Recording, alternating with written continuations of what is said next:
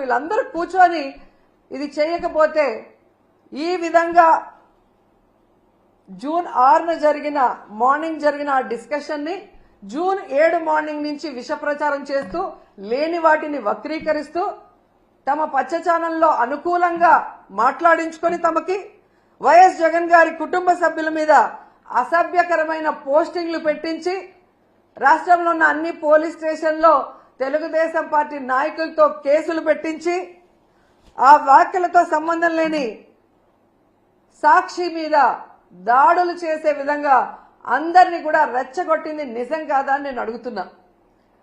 ఆ తర్వాత 3వ రోజు జూన్ 8 అదే ప్రచారాన్ని తమ అనుకూల మీడియాతో కంటిన్యూ చేయిస్తూ ప్లాన్ ప్రకారం మధ్యాహ్నం 1:49 చంద్రబాబు నాయుడు ట్వీట్ చేశాడు, వీళ్ళని అరెస్ట్ చేస్తాను అని.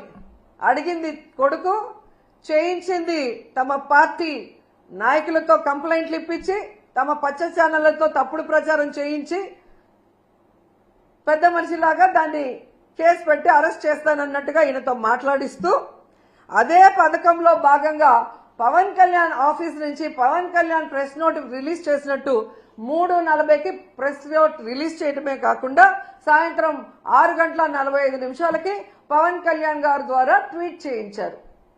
జూన్ 9 ఉదయం 11 గంటలకి కొమ్మినేని గారిని అరెస్ట్ చేసి కంటిన్యూస్ గా సాక్షి ఆఫీసులు ఎక్కడెక్కడ ఉన్నాయో తిరుపతి, అనంతపురం, కడప, విజయవాడ, శ్రీకాకుళం ఇలా అన్నిటి మీద మూకుమ్ముడిగా దాడులు చేయించారు. ఆ దాడులు చేసిన వీడియోలు, ఫోటోలు చూస్తే మీకే అర్థమవుతుంది. దాంట్లో ఎమ్మెల్యేల భార్యలు, కొడుకులు, కార్పొరేటర్లు, కౌన్సిలర్లు, టీడీపీ నాయకులు స్పష్టంగా కనిపిస్తున్నారు. అంటే ఒక పథకం ప్రకారం చంద్రబాబు నాయుడు కూటమి ప్రభుత్వం చేస్తున్న తప్పుల్ని ఎత్తి చూస్తున్న సాక్షిని,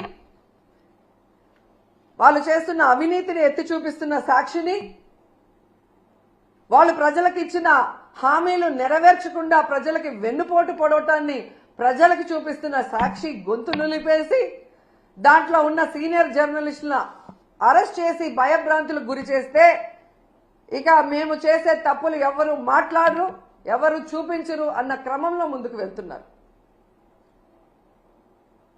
ఇవన్నీ కాకుండా కొమ్మినేని వయసు చూడట్లేదు, ఆయన చేయని తప్పుని ఈరోజు ఎస్సీ ఎస్టీ కేసు పెట్టి లోపల పెడితే ఇది ఈ రోజుతో పోయేది కాదు.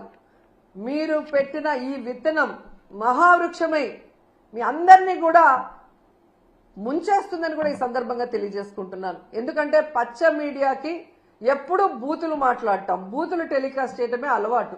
ఇది గతంలో మనం చూసాం. సాంబశివరావు గారు ఎంత ఘోరంగా మాట్లాడతారు, ఎంత నీచంగా మాట్లాడతారో ఈ రాష్ట్ర ప్రజలు సెల్ ఫోన్లు ఉన్న వాళ్ళు యూట్యూబ్ కొడితే అర్థమవుతుంది మీకు. అలాగే మూర్తి గారు ఏ విధంగా వాళ్ళు వైఎస్ఆర్సీపీని అటాక్ చేయడానికే మాట్లాడి వల్గర్గా మాట్లాడించడం మనం కళ్ళారా చూస్తున్నాం.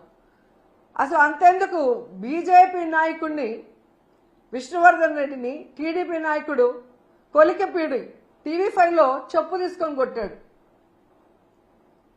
మరి కొట్టించింది ఎవరు? రాధాకృష్ణ గారా, మూర్తి గారా? వాళ్ళ మీద ఎందుకు కేసు లేదు?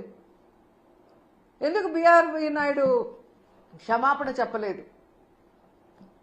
ఏబిఎన్లో ఎన్ని వల్గర్ స్టోరీలు, ఎంతమంది మహిళల జీవితాన్ని నాశనం చేసే విధంగా మినిస్టర్స్ అని లేదు, ఎమ్మెల్యేలని లేదు, జగన్ గారి వైఫ్ అని లేదు, వాళ్ళ అమ్మ విజయమ్మ అని లేదు. ఆఖరికి ఎంత సిగ్గుచేటంటే షర్మిల గారి గురించి బాలకృష్ణ ఇంట్లో నుంచి సోషల్ మీడియా ఐటీడీపీ గతంలో ఎంత వల్గర్ గా ఆమె మీద ట్రోల్ చేస్తే ఏడ్చి కంప్లైంట్ ఇచ్చింది. అలాంటి వాళ్ళకి ఈరోజు సపోర్ట్ చేస్తూ జగన్ గారు, భారతి మేడం క్షమాపణ చెప్పాలి అంటే ఈ రాష్ట్ర ప్రజలు ముక్కున వేలేసుకున్నారు.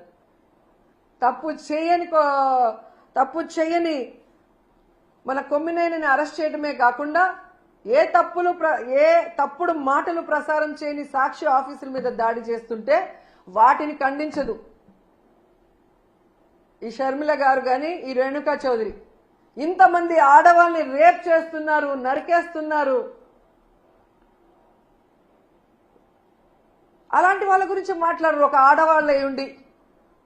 కానీ జగన్ గారు, భారతి మేడం గారి గురించి మాట్లాడాలంటే ఒంటికాలతో వస్తారు. ఈరోజు రాష్ట్ర ప్రజలకు తెలుసు జగన్మోహన్ రెడ్డి గారు కానీ భారతి మేడం కానీ ఏ రోజు ఏ ఆడపడుచు గురించి తప్పుగా మాట్లాడిన దాఖలాలు లేవు.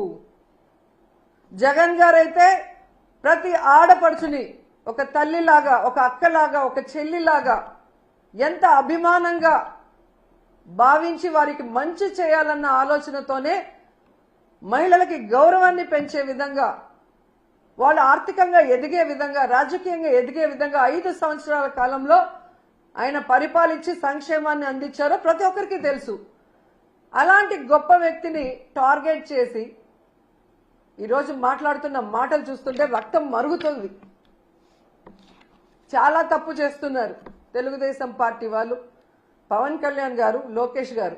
మీరు చేసే తప్పులు ప్రజలు గమనిస్తున్నారు. ప్రజలకు చేయాల్సిన సంక్షేమం అభివృద్ధి చేయకుండా గాలికి వదిలేసి ఈరోజు ప్రతిపక్షం అనేది లేకుండా చేసి ఈ రాష్ట్రాన్ని అమ్మేసి